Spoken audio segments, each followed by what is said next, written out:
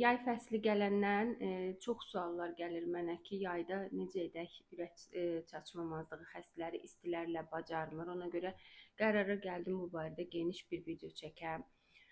Öncə onu deyim ki, yay fəslində bir şəxsin özünü qoruması qışdan daha diqqətli olmalıdır. Çünki hər kəs düşünür ki, yaydır, tətil gəlib artıq biz hər şey edə bilərik, içki içə bilərik, çox yemək yeyə bilərik, gec yata bilərik, gec dura bilərik.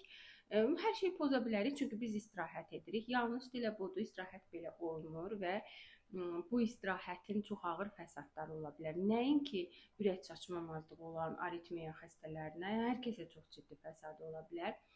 Amma mən bir neçə məsləhət verəcəm. Düşünürəm ki, bu məsləhətlərə hər biriniz diqqətlə qulaq asacaqsınız, xüsusən də ailəsində ürək çatışmamazlığı olan xəstə yaxınları və ya xəstələrin özləri də bilirəm məni izləyib daha diqqətli dinləyəcəklər.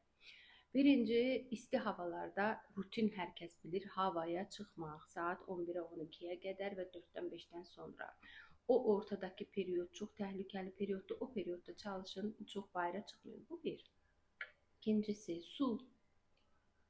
Ürək çatışmamazlığı xəstələri elə qışda da çox su içmək istəyirlər. Yayda bundan artıq istəyirlər. Ona görə də su ehtiyatına diqqətli yanaşmaq və suyu çox içməmək üçün duz qəbulunu şiddətli azaltmaq lazımdır. Niyə? Çünki duz su kristallarını vücudda saxlayır, bizim şişməyimizə, köp olmağımıza səbəb olur, təngənəfəslik yaranır və daha artıq suyun qəbulu da bu təngənəfəsliyin daha da artmasına gətirib çıxardır.